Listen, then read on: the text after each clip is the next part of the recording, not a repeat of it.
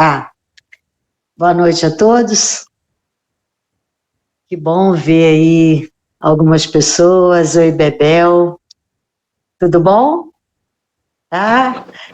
Muito bom. Ai, que ótimo. Muito prazer te ver aqui, sempre. Bom, vamos dar início às nossas páginas de luz de hoje. Ih, saiu?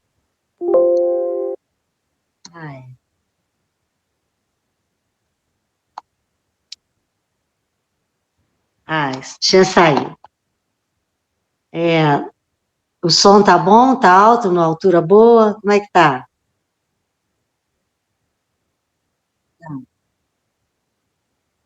Então, nós vamos dar início ao Páginas de Luz de hoje, lembrando do nosso copo d'água, né, para a ser fluidificada. Lembrando também que após esse estudo, o Rafael vai dar prosseguimento ao livro Nosso Lar, né? Então vamos à nossa prece inicial, elevando o nosso pensamento a Deus. Vamos agradecer a oportunidade de mais uma vez estarmos juntos, reunidos no amor, com amor e para o amor. Com a presença de todos os encarnados aqui presentes e desencarnados, nós agradecemos o dom da vida, agradecemos a oportunidade de aprender e servir, agradecemos as dificuldades que vivenciamos nesses momentos de pandemia, né? E que coloquemos em nossas orações diárias o sofrimento dos nossos amigos e inimigos para que se curem. Queremos pedir, Senhor, que nos abençoe constantemente, que nos livre das atuais tentações, que nos dê forças quando nos sentirmos fracos e que nos dê humildade. Que assim seja. Bom, vamos vamos ler mais uma página de Neio Lúcio no Evangelho no Lar, e o tema de hoje, o título da página é A Exaltação da Cortesia, e diz o seguinte: à frente da multidão de sofredores e desalentados, relacionou o mestre as bem-aventuranças, destacando com ênfase a declaração de que os mansos herdariam a terra. A afirmativa, porém, soou entre os discípulos de maneira menos agradável. Tal asserção não seria encorajamento à ociosidade mental? Se o Evangelho reclamava espíritos valorosos na sementeira das verdades renovadoras, como acomodar a promessa com a necessidade do destemor? Se o mal era atrevido e contundente em todos os climas e posições, como estabelecer o triunfo inadiável do bem através da incapacidade de reagir, embora pacificamente? Nessas interrogações imprecisas, reuniu-se a assembleia familiar no domicílio de Pedro. Iniciados os comentários edificantes da noite, entreolhavam-se os discípulos entre a indagação e a curiosidade. O divino amigo parecia perceber os motivos da expectação em torno, mas esperava sereno que os seguidores se pronunciassem. Foi então que Judas, rompendo o véu de respeito que aureolava a presença do mestre, inquiriu loquaz: Senhor, por que atribuístes aos mansos a posse final da terra? Os corações acovardados gozarão de semelhantes bênçãos? Os incapazes de testemunhar a fé nos momentos graves de luta e sacrifício serão igualmente bem-aventurados? Jesus não respondeu de imediato. Vagueou o olhar através dos circunstantes, como pedir-lhes a posição de qualquer dúvida que lhes povoassem a alma. Pedro cobrou ânimo e perguntou: sim, mestre, se o malfeitor visitar minha casa, não devo recordar-lhes os imperativos do acatamento recíproco? Entregar-me-ei sem qualquer admoestação fraternal aos seus delituosos caprichos, a pretexto de guardar a mansidão a que te referiste? O Cristo sorriu, como tantas vezes, e enunciou calmo. Enganaram-se todos naturalmente. Eu não fiz o elogio da preguiça que se mascara de humildade, nem da covardia que se veste de gordura para melhor acomodar-se às conveniências humanas. As criaturas que se afeiçoam a semelhantes artifícios sofrerão duramente os instrumentos espirituais de que o mundo se utiliza para reajustar os caracteres tortuosos e indecisos.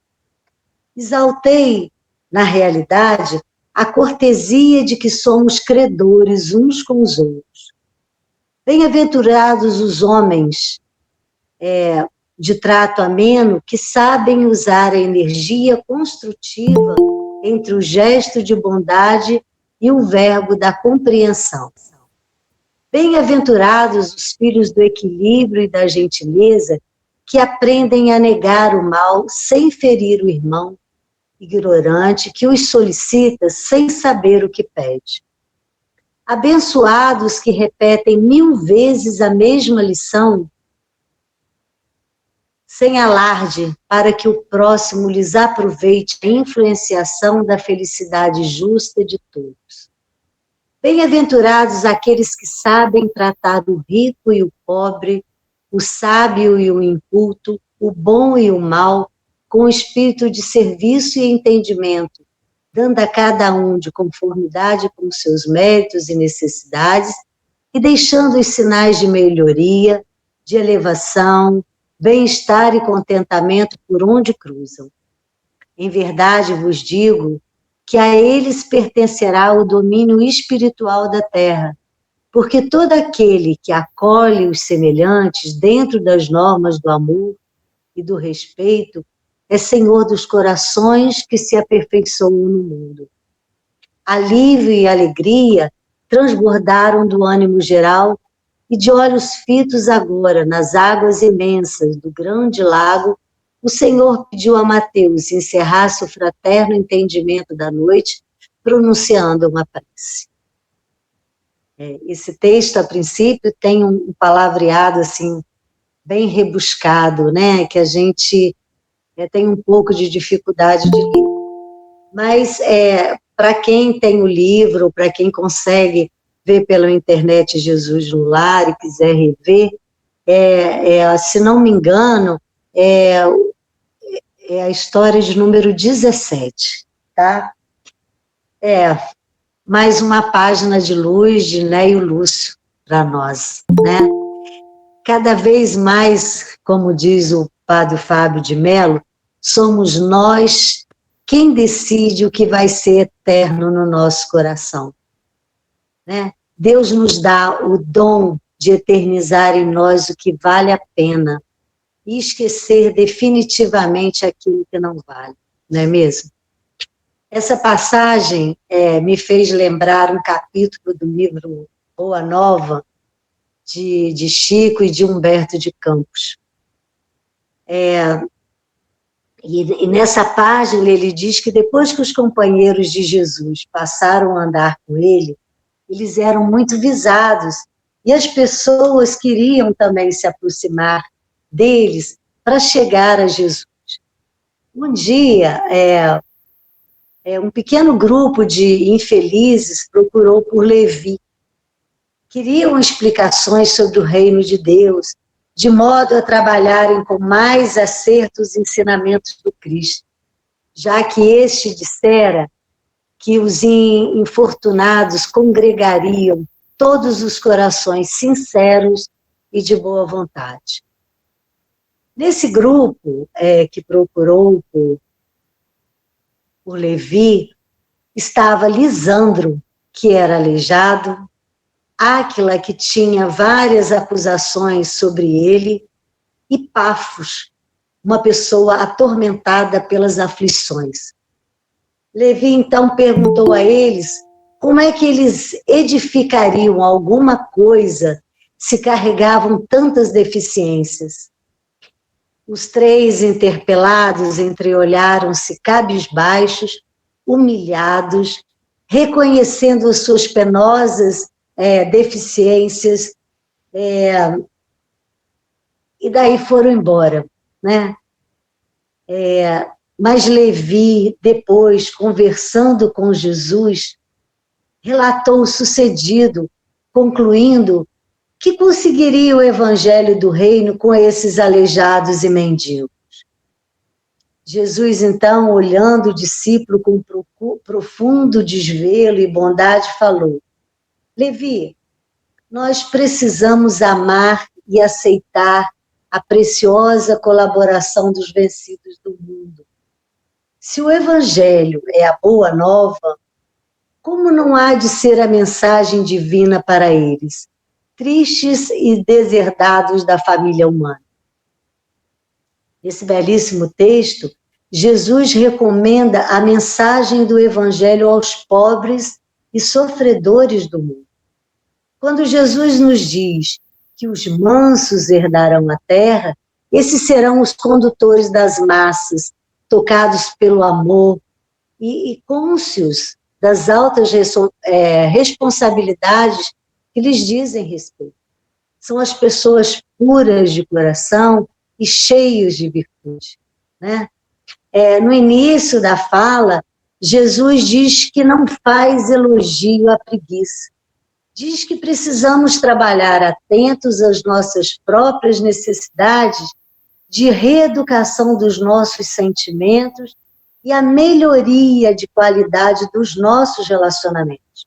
Sempre reconhecendo que precisamos sair da nossa miséria moral e da nossa pequenez espiritual, né? O que sempre vimos de Jesus é que ele vivia rodeado de gente simples e sofredora, amando e servindo, e relacionava-se bem com todos. Transmitia amor e carinho, humildade e ternura. Assim, hoje, para encerrar minha fala, vamos pedir a Jesus que toque o nosso coração para que não esqueçamos, primeiro, de amar a nós mesmos. Que Ele toque o nosso coração cada vez que uma pessoa cruza o nosso caminho e que Ele possa levar um pouco de nosso amor cada vez que encontramos com Ele. E que Ele coloque paz em nossas mentes para que os nossos pensamentos sejam claros e serenos e assim tomar as melhores decisões e escolhermos os melhores caminhos hoje e sempre. E que não julguemos acima de qualquer coisa, né? Nós temos o hábito de julgar. Ninguém julga ninguém, ninguém pode julgar ninguém em situação nenhuma, certo? Alguém quer complementar? Alguém quer falar alguma coisa? Está aí aberto para quem quiser expor seu pensamento também. Bebel? Não? Flávio?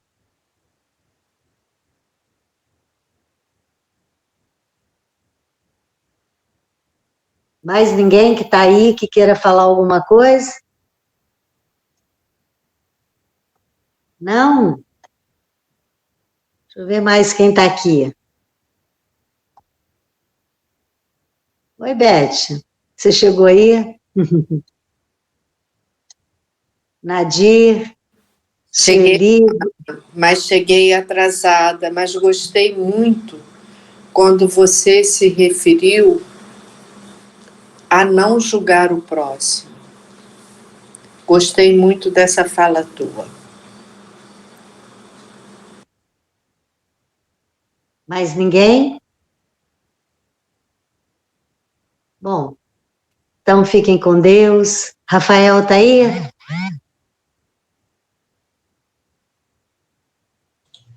Tô. Já chegou aí? Vamos lá, meu filho. Boa noite, é com você, tá? Tá Fiquem bom. com Deus. Que Jesus os abençoe. Boa noite a todos. É uma alegria. Todo mundo me ouve? Flavinho, tá tudo certo aí? Então tá. Boa noite a todos. É uma alegria muito grande a gente poder se encontrar aí nessas noites de terça-feira.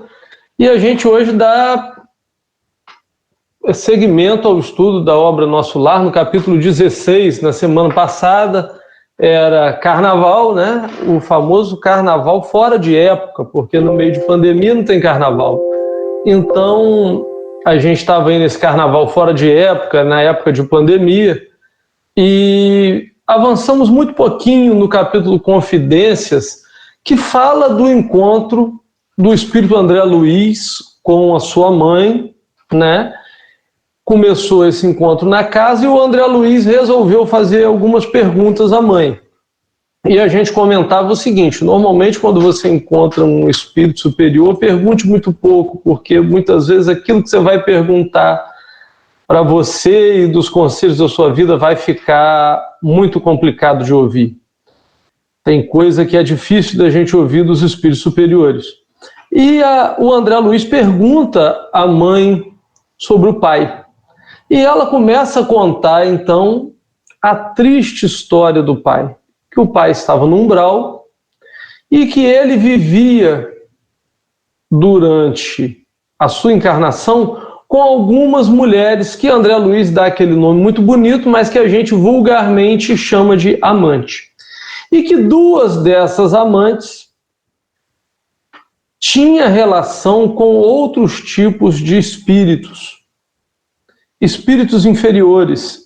Espíritos, nós estamos dizendo, não, enquanto encarnadas, elas tinham ligação com algumas entidades que se aproveitavam dela, que tinham sintonia com essas mulheres.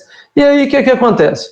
Quando o pai de André Luiz desencarna, ele é atraído vibracionalmente para aquela mesma zona de pensamento daquelas mulheres, porque ele se projetava daquela forma.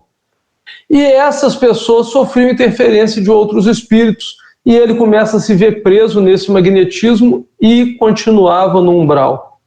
Então, esse capítulo vai começar a mostrar como é que funciona a estadia das pessoas no umbral. Por que muitas vezes as pessoas continuam sofrendo? Por que muitas vezes, debaixo de tanta oração, de tanto pedido de amparo, tem gente que não consegue se livrar do mal? Por que debaixo de tanta prece de mães, de pais, tem pessoas que continuam trilhando no caminho do mal? É um pouco disso que a gente vai conversar hoje, e é um pouco disso que a mãe de André Luiz vai resumir nesse capítulo 16, o capítulo de Confidências. E claro que aí, para a gente entender isso, ela vai fazer um apanhado de vários temas interessantes que a gente vai ver. Tá bom? Então vamos dar seguimento aí ao estudo e a gente entra nessa parte aí, ó. Psicografia de André Luiz, capítulo 16, dando continuidade logo depois que André Luiz pergunta sobre o pai. Ela fala: olha, os princípios da família e o amor ao nosso nome ocuparam há algum tempo o seu espírito. De algum modo, seu pai lutou, André, repelindo as tentações, mas caiu, afinal, novamente enredado na sombra por falta de perseverança no bom e reto pensamento. E aí André Luiz prossegue o diálogo. André Luiz falando: não há, porém, mamãe, meios de subtraí-lo a tais abjeções, a essas investidas. E a mãe de André Luiz diz assim: ah, André, eu visito frequentemente, visito o pai de André Luiz. Ele, porém, não me percebe. Seu potencial vibratório é ainda muito baixo. Tento atraí-lo ao bom caminho pela inspiração, mas apenas consigo arrancar-lhe algumas lágrimas de arrependimento de quando em quando, sem obter resoluções sérias. As infelizes, das quais se tornou prisioneiro, retiram-no as minhas sugestões. Venho trabalhando intensamente anos a fio. Solicitei o amparo de amigos em 5 núcleos diversos de atividade espiritual mais elevada, inclusive aqui em nosso lar. Certa vez, Clarencio quase conseguiu atraí-lo ao Ministério da Regeneração, mas sem êxito. Não é possível acender luz em candeia sem óleo e sem pavio. Precisamos da adesão mental de Laerte, que é o nome do pai de André Luiz, para conseguir levá-lo e abrir-lhe a visão espiritual. No entanto, o pobrezinho permanece inativo em si mesmo, entre a indiferença e a revolta. Então aqui a gente vai notar alguns pontos bem interessantes.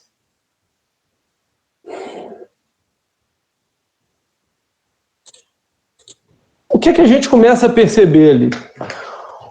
A mãe de André Luiz quer muito ajudar o marido que a traiu enquanto ela estava encarnada com ele e formava família com ele na Terra. E a gente começa a pensar o seguinte: que espírito é esse?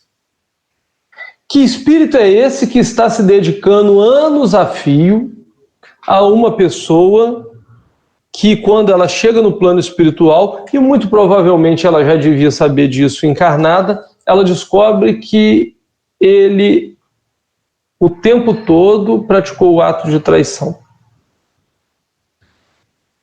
É um espírito que conhece a lei divina. Esse é um espírito que muita gente vai pensar assim: mas que espírito bobo.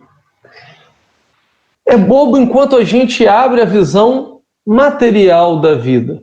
Mas quando a gente começa a abrir a visão espiritual, a gente começa a perceber que aquilo que mais dá trabalho para nós é a raiva. Aquilo que mais nos atrapalha é a raiva. Aquilo que mais nos machuca é esse desejo de vingança, é o orgulho, é o egoísmo. Porque muitas vezes a gente pensa que as pessoas nos humilham, que as pessoas estão pisando em nós, mas na verdade elas pisam no nosso orgulho, elas pisam no nosso egoísmo, elas pisam no nosso sentimento de posse. Esses sentimentos atrapalhados que a gente tem, que não são bem definidos, mas que, como estão muito presentes em nós, quando alguém pisa neles, atinge a nossa própria alma.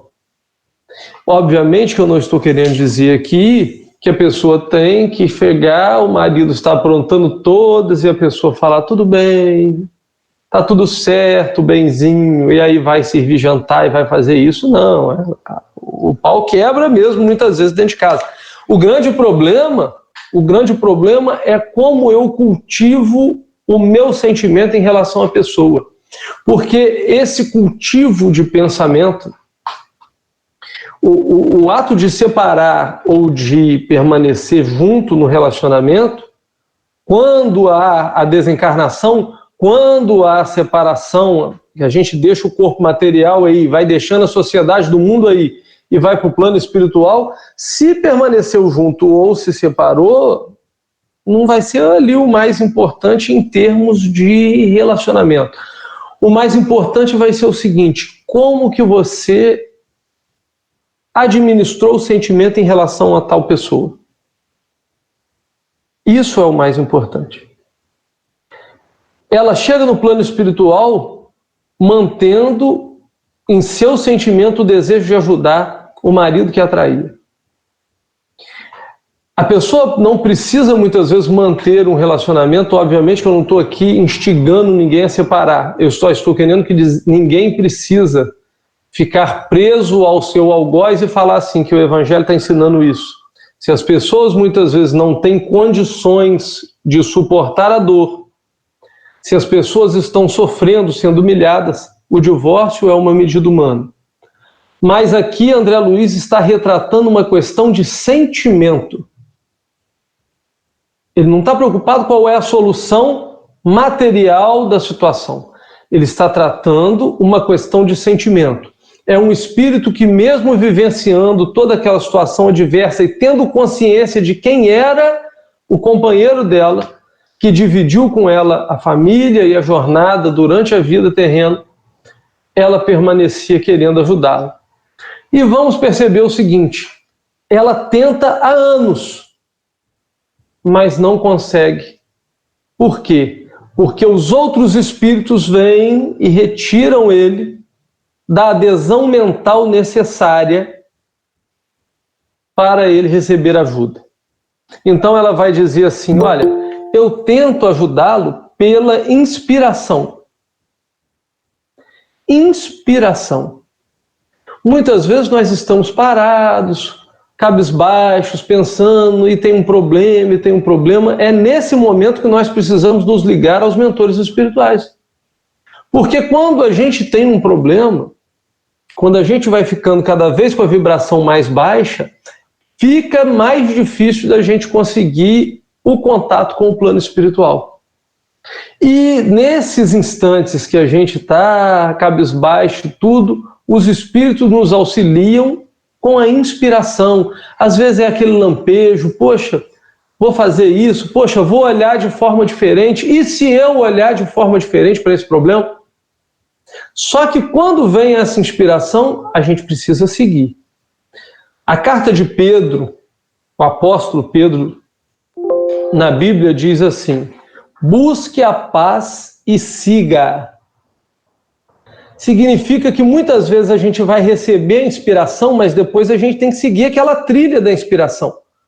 Porque senão nós vamos ficar recebendo lampejo da espiritualidade e voltando ao estágio anterior que nós estávamos. Por isso que muita gente reza, faz prece para fulano, para Beltrano, para o filho, para o marido, para isso. E por que ele não muda? Será que a oração de fulano, aí começa aquele negócio: vamos pedir fulano para orar, vamos pedir ciclano para orar, chama o médium. Mas será que a minha oração vale menos que a oração do médium? Será que a oração de uma mãe a um filho vale menos que a oração de um médium? É óbvio que não. É óbvio que não.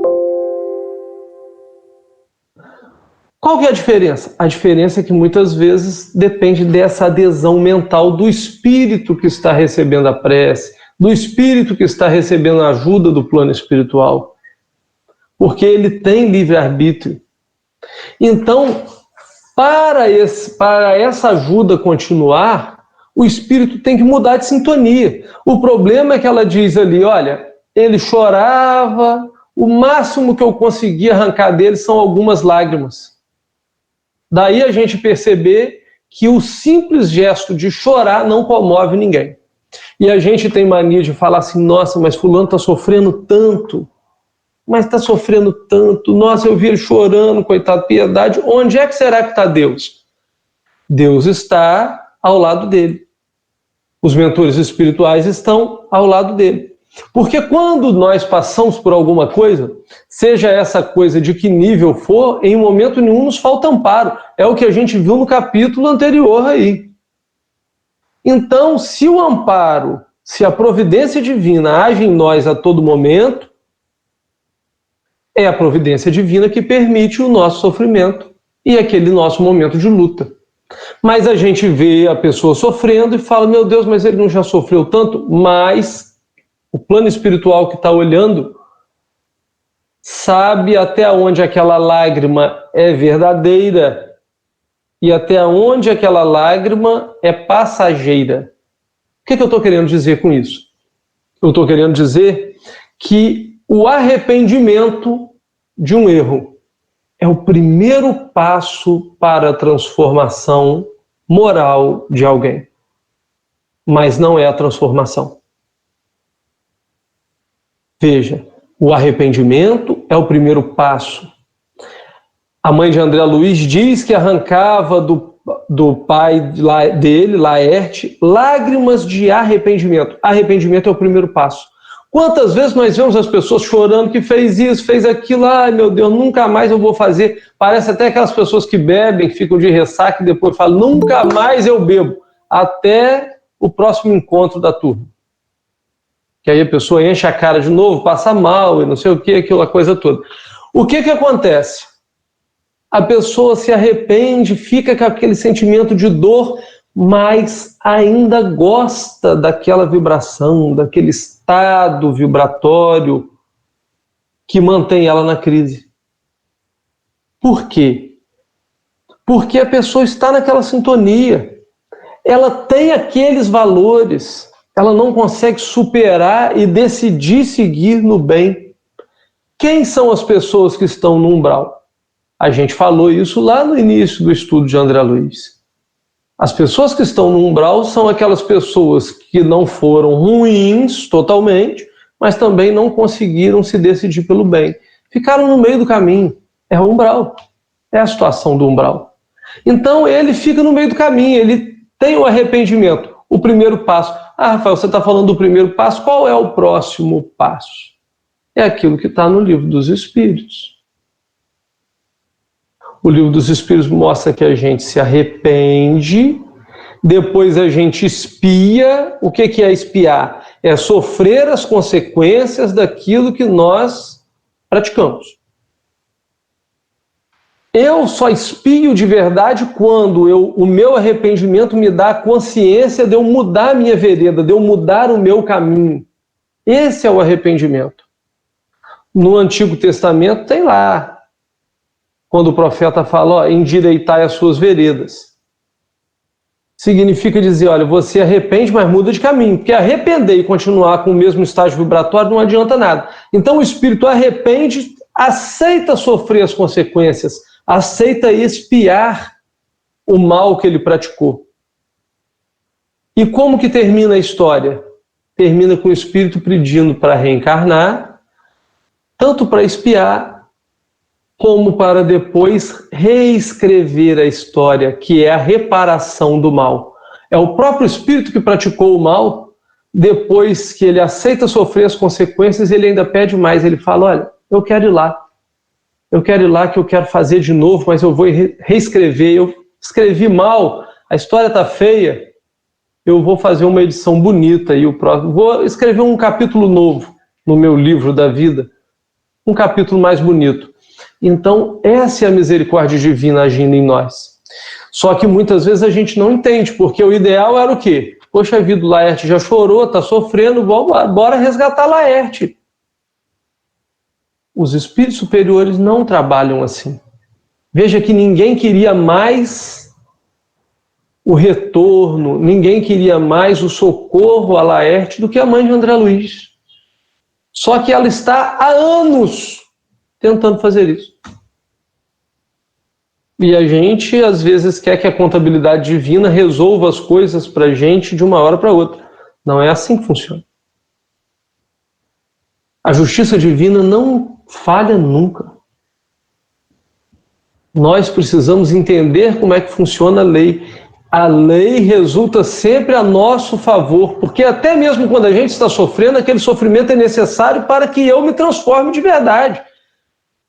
Senão é aquela coisa da malandragem. Pô, eu vou ali, dou uma fingida, daqui a pouquinho eu volto, estou fazendo as mesmas coisas. E aí não resolve nada. Não resolve nada. O plano espiritual não trabalha com fingimentos. Então, a mãe de André Luiz vai falar o quê? Falta adesão mental. Adesão mental significa o quê? Falta virar a chave. Falta a gente mudar de sintonia.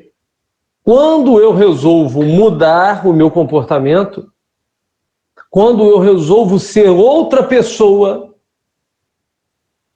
eu mudo de sintonia. E aí, pode vir o espírito que for aqui, ó, atrapalhar a minha inspiração, que eu vou rejeitar. Eles não encontram amparo. O que acontece conosco encarnado no plano material? Nós estamos há anos indo e vindo com vícios que a gente pratica. E muitas vezes os espíritos, muitas vezes o anjo de guarda de cada um de nós tenta nos inspirar, mas a gente rejeita. Por quê? Porque a gente está acostumado com aqueles vícios de encarnações anteriores. O que é difícil a gente fazer hoje em dia? O que a pandemia busca? O que Jesus, o que o governador do planeta busca com a pandemia trazer para o homem? Nós vivemos hoje um momento sem precedentes para a nossa encarnação. Há outras pessoas que passaram por pandemias. Mas nós que não atravessamos nenhuma, nós vivemos um momento sem igual. É um momento maravilhoso se a gente pensar em despertar espiritual. Por quê? Porque é aquele momento que vai tirar todo mundo da zona de conforto. É um momento que empurra todo mundo para frente, porque existe a lei do progresso. E a lei do progresso, ninguém poderá ficar parado. Todo mundo, em determinado momento, tem que andar para frente. Quando a justiça divina percebe que a humanidade vai começar a ficar parada demais, às vezes vem determinadas situações para fazer o povo avançar, para fazer a humanidade avançar. Nem que seja através do sofrimento, que é um mecanismo. Tá? Mas a gente volta aí para o livro com essa ideia de que para obter socorro é preciso virar a chave da nossa sintonia. Vamos seguir aí? André Luiz, muito impressionado, pergunta: não há, porém, mamãe, outros meios de subtraí-lo, de retirá-lo? É aqui, Flávio, que eu estou? Não. É aqui? É para baixo. Permanece inativo em si mesmo, né? Não, é aqui mesmo. É aqui. Pela inspiração. Isso. Clarencio quase conseguiu atraí-lo ao Ministério da Regeneração. É esse pedaço que eu li. O Clarencio é o ministro e quase tentou atraí-lo para o Ministério da Regeneração, que é aquela zona que começa a trabalhar os espíritos que ainda são um pouco rebeldes, mas não teve êxito porque ele não muda a sintonia. E aí, depois de longa pausa, suspirou continuando. A mãe de André Luiz: talvez não saibas, André, ainda que as tuas irmãs Clara e Priscila vivem hoje igualmente no umbral, agarradas à crosta da terra. Sou compelida a atender às necessidades de todos. Meu único auxílio direto repousava na cooperação afetuosa de tua irmã Luísa, aquela que partiu quando eras pequenino. Luísa esperou-me aqui muitos anos. Foi meu braço forte nos trabalhos ásperos de amparo à família terrena. Ultimamente, contudo, depois de lutar corajosa ao meu lado, em benefício de teu pai, de ti e das irmãs, tão grande é a perturbação dos nossos familiares ainda na terra, que ela, semana passada, resolveu voltar, para reencarnar entre eles, num gesto heróico de sublime renúncia. Espero, pois, que te restabeleças em breve, para que possamos desdobrar atividades no bem. Olha que coisa interessante. A mãe de André Luiz tem essa empreitada junto da família. As outras duas irmãs, olha a família de André Luiz. As duas irmãs dele também estão no umbral. O pai está no umbral e as duas irmãs estão no umbral. A que morreu primeiro, a filha do casal que teve morte prematura, era um espírito superior. já estava esperando a mãe desencarnar e já ajudava a família enquanto estava no plano espiritual. Porque via certamente essa situação toda do pai trair a mãe devia sofrer muito. E ela, como desencarnou primeiro, tinha já condições de ajudar a família. Não estou querendo dizer que todo mundo que desencarna primeiro, então virou anjo porque era espírito superior. Não, estou querendo dizer que aquele espírito tinha condições de ajudar a família. E aí ela fica esperando a mãe na desencarnação para seguir ajudando a família no plano espiritual. Então, veja, os espíritos, quando chegam no plano espiritual, continuam ajudando tanto aqueles irmãos que comungaram, que compartilharam com ele a vida terrena no plano espiritual, que estão ali já desencarnados, como continua ajudando aqueles irmãos que compartilharam a vida com eles na Terra, lá, o pessoal que ainda está em casa, que está reencarnado, que está no plano material. A filha recebe a mãe e ajuda corajosamente, segundo a mãe de André Luiz. Depois que André Luiz desencarna, olha o que é o planejamento divino. A filha que já ajudava a mãe recebe autorização para reencarnar, porque ela fala que vai reencarnar para ajudar os familiares, mas o espírito só reencarna se tiver autorização. E aí a gente começa a perceber o que é o planejamento. André Luiz volta para o plano espiritual. Jesus e os espíritos superiores sabiam da capacidade de regeneração de André Luiz e da probabilidade dele se recuperar no umbral e dele se tornar alguém que pudesse auxiliar a mãe futuramente. E aí a filha ganha autorização. A mãe perde aquela ajuda, mas está chegando outro em breve. Olha o planejamento. Vocês têm dúvida que André Luiz vai passar a ajudar a mãe? Alguém tem dúvida disso, que isso vai acontecer? É óbvio que vai. Agora, quanto tempo vai durar? Aí é com o planejamento dos espíritos superiores. Mas o fato é que a irmã de André Luiz recebe autorização para poder reencarnar. E olha que bonito. O espírito está em nosso lar, numa condição vibratória superior. Com certeza, se ela já esperava a mãe de André Luiz e a mãe de André Luiz já não morava em nosso lar, era numa colônia acima de nosso lar, a filha devia também ser um espírito de alto gabarito. Ela abre mão disso tudo. Para quê? Para ir lá no meio da confusão. Para ir lá continuar ajudando os familiares. A gente fica doido para fugir das lutas. Essa é a diferença do ato heróico para os atos que a gente faz.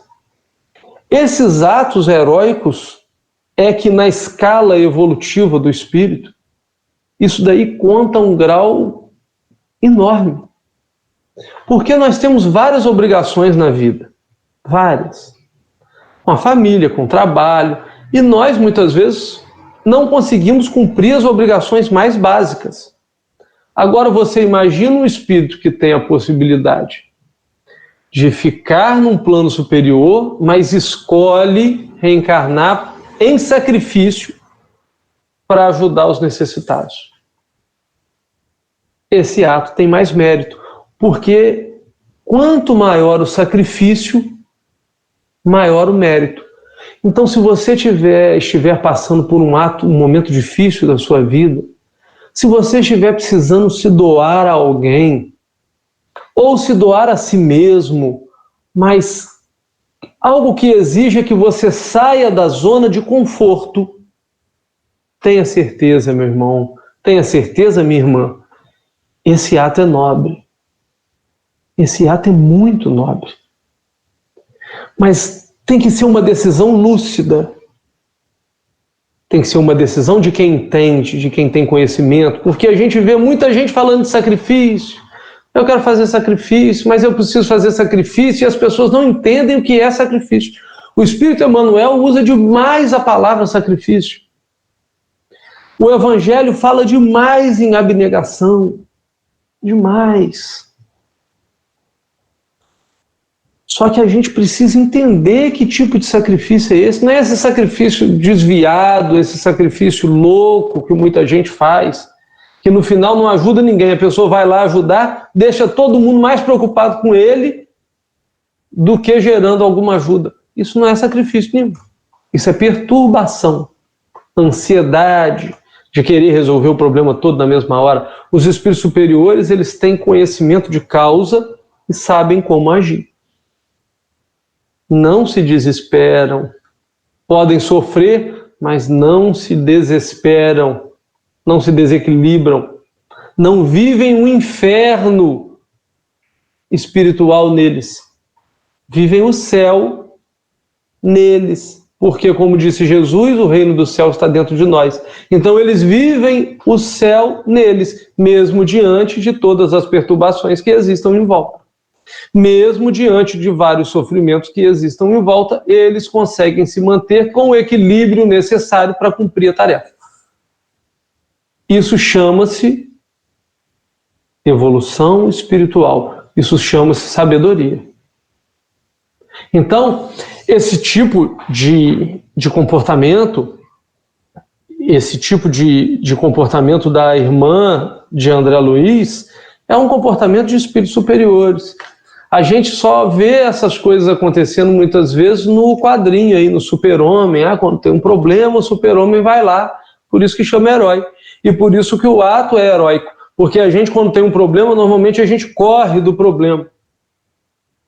E os heróis vão até o problema para resolver o problema. Por isso é o gesto heróico. É classificado como heróico esse gesto. Então, a gente vai dando seguimento aí para poder matar o capítulo.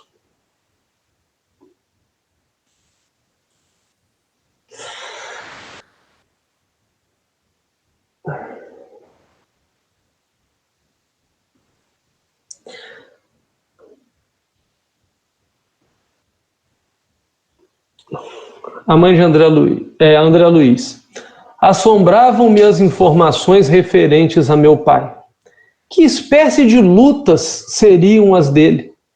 Não parecia sincero praticante dos preceitos religiosos? Não comungava todos os domingos? Enlevado com a dedicação maternal, perguntei. Olha que interessante aqui, ó. O André Luiz não está entendendo nada, porque afinal de contas, para ele, o pai dele era um religioso fiel. Comungava na missa todos os domingos. Se ele comungava todos os domingos, como é que ele está no umbral? Era para ele estar em paz consigo mesmo, para receber a comunhão e tudo mais. Por quê? Porque todos esses gestos, eu não estou recebendo o corpo de Cristo todo domingo? Estou recebendo. Mas o problema é que eu recebo isso apenas materialmente, eu não recebo isso espiritualmente. Então, essa é a prática externa da religião. E é isso que muitas vezes nos decepciona quando a gente chega no plano espiritual e descobre que isso não adiantou nada, a prática externa. Porque espiritualmente nós continuamos com os nossos mesmos vícios, com o nosso mesmo orgulho, com a nossa mesma cabeça. E vamos seguindo. Ele pergunta: a senhora, entretanto, auxilia o papai, mesmo com a ligação dele com essas mulheres infames? E aí, olha a resposta da mãe de André Luiz. Não as classifiques assim, André. Dize antes, meu filho, nossas irmãs doentes, ignorantes ou infelizes, são filhas de nosso Pai, Deus, igualmente. Não tenho feito intercessões apenas por Laerte, mas por elas também. E estou convencida de haver encontrado recursos para atraí-los todos ao meu coração. Aqui eu paro. Aqui eu paro porque é demais. Esse capítulo, eu gosto demais dele, eu acho linda essa parte. Imagina só, ela não só quer socorrer o marido, que traiu ela a vida toda, como ela defende as amantes, que estão prendendo ele no umbral, que ajudaram ele a traí-lo. Aí a gente fala assim, Rafael, olha só, esse negócio do nosso lar, fecha o livro, porque está ficando muito difícil da gente acompanhar isso tudo. E fica difícil mesmo. O nosso olhar ainda é material. A gente não consegue ter esse olhar que a mãe do André Luiz tem. E é natural, a gente está encarnado. A gente ainda tem essas dificuldades. Mas quando a gente desencarna e a gente começa a perceber qual é a grandeza, qual é a realidade da vida, a gente para de se preocupar com algumas coisas que a gente antes preocupava. E começa a dar valor a coisas que antes nós não dávamos o menor valor. Faz parte da nossa evolução espiritual. Veja que Chico Xavier considerava um dos maiores momentos da vida dele o dia em que uma criança deu a ele um trevo de 4 folhas. Não foi o dia que ele conseguiu o emprego dele. Não quer dizer que ele não considerasse isso importante. Quer dizer que aquele dia que ele recebeu um trevo de 4 folhas de uma criança, com todo o amor do mundo, foi tão marcante para ele quanto outras coisas são muito marcantes para nós. É isso. É isso. Isso não é fácil de sentir. Não é. Isso a gente começa a sentir quando a gente começa a entender o Evangelho. Quando a gente começa a sentir o Evangelho. E por isso que no encontro da semana passada, eu falei, olha, muito cuidado, porque muitas vezes a gente faz o Evangelho no lar, mas a gente não sente a lição do Evangelho. Tá certo que nós não vamos sentir da noite para o dia tudo, mas a gente precisa começar a sentir alguma coisa. Eu volto lá para fechar o capítulo.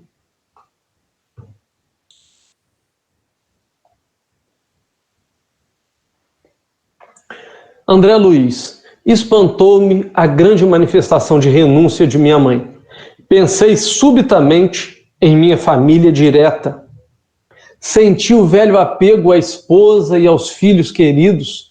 Perante Clarencio e Lísias, deliberava sempre recalcar sentimentos e calar indagações.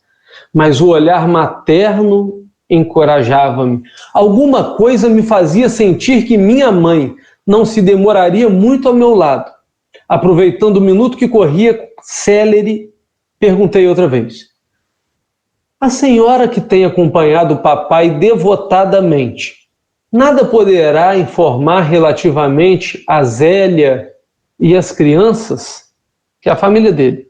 Aguardo ansioso um instante de voltar à minha casa, ao fim de auxiliá-los. Minhas imensas saudades devem ser igualmente compartilhadas por eles. Como deve sofrer a minha esposa com esta separação? Minha mãe esboçou um sorriso triste e acrescentou: tenho visitado os meus netos periodicamente. E vão bem, André. E depois de meditar alguns instantes, acentuou: não deves, porém, meu filho, inquietar-te com o problema de auxílio à família.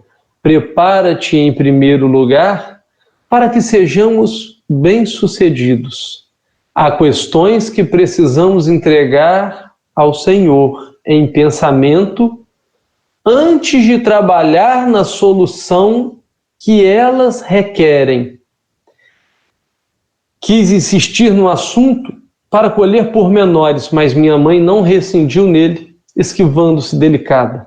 A palestra estendeu-se ainda longa, envolvendo-me em sublime conforto. Mais tarde ela despediu-se. Curioso por saber como vivia até ali, pedi permissão para acompanhá-la. Afagou-me então carinhosa e disse: não venhas, André. Esperam-me com urgência no Ministério da Comunicação, onde serei munida de recursos fluídicos para a jornada de regresso nos gabinetes transformatórios. Além disso, preciso ainda avistar-me com o ministro Célio para agradecer a oportunidade dessa visita.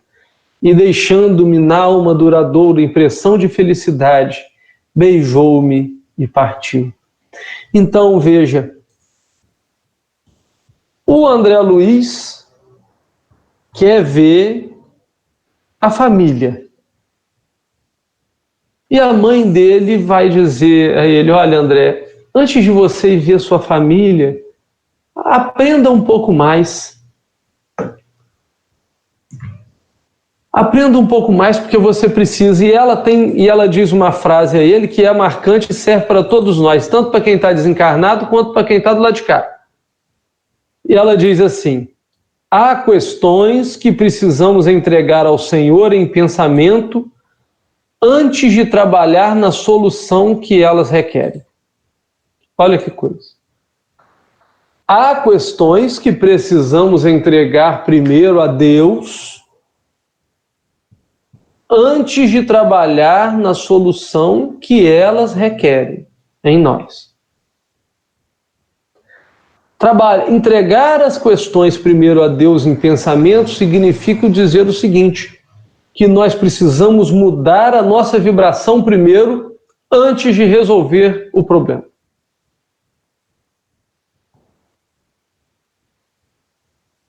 Não é entregar primeiro a Deus e falar assim: Deus, resolve aí essa parada que está difícil.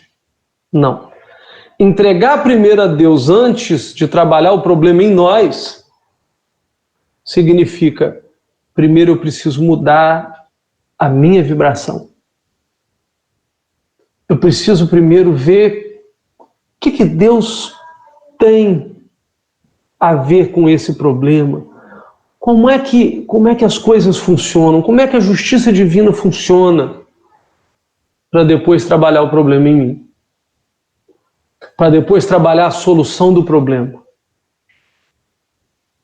Porque senão, se a gente resolve trabalhar de acordo com aquilo que a gente entende que é melhor, muitas vezes a gente mete os pés pelas mãos. Porque o nosso pensamento e a nossa vibração ainda é aqui, terra. E nem sempre com essas vibrações a gente tem a melhor solução. Ninguém está aqui dizendo que a melhor solução é permanecer o sofrimento. Não é isso. Mas muitas vezes a melhor solução não é a solução, mas a administração do problema. Porque em alguns temas de nossas vidas, nós queremos resolver aquilo que nos cura. Nós queremos acabar e findar com aquilo que nos serve de lição e de aprendizado. Nós queremos terminar com uma dificuldade, que é uma barreira que nos evita cair num desfiladeiro moral enorme. Então é preciso que a gente tenha sintonia para saber quando é que nos cabe a solução do problema, mas acima de tudo, não só quando, mas como nos cabe e nos compete solucionar o problema. É dando um fim nele ou é administrando o conflito? Porque há conflitos que não terminam nunca. E muita gente soluciona o problema com a morte, seja com a morte de outrem, seja através da via do suicídio. Há pessoas que resolvem um problema com o suicídio indireto, se ligando às drogas, se ligando a outros entorpecentes. Há pessoas que suicidam indiretamente também de outra forma, como, por exemplo, desistindo da vida, abrindo mão de tudo. E a vida tem tanta coisa boa, mas a pessoa só consegue enxergar aquilo que é ruim. Vamos entregar os nossos problemas a Jesus e vamos ter certeza que Jesus vela por todos nós e por todas as nossas dificuldades. Aproveitando esse momento, vamos manter os nossos pensamentos elevados a Deus, para que nós possamos fazer a prece. Senhor Jesus, abençoa-nos no dia de hoje. Abraça-nos em nossas dificuldades, a fim de que possamos vencer os obstáculos que existem em nossas vidas. Sim, algum dia, Jesus, nós passamos por dificuldades maiores do que aquela que podemos suportar. Renova em nós a esperança e a fé. Renova em nós a capacidade de olhar o céu e enxergar todos como irmãos, pois fazemos parte de uma só família, a família universal. Que nós possamos entender que os desafios da vida não existem para nos derrubar, mas para que nós possamos nos tornar pessoas melhores a cada dia. A cada dia. Que assim seja. Que assim seja. Pai, a mamãe aprendeu a fazer pizza. É a coisa que você mais gosta. Vai comer? Vai comer agora? Vou, já vou lá. Boa noite, Jesus nos ampare. Que assim seja com a presença do Emanuel, Rafael. Dá boa noite. Boa noite, Emanuel. Dá boa noite. Fala. Boa noite. Boa noite a todos. Boa noite a todos. Excelente reflexão, Rafael. Boa noite.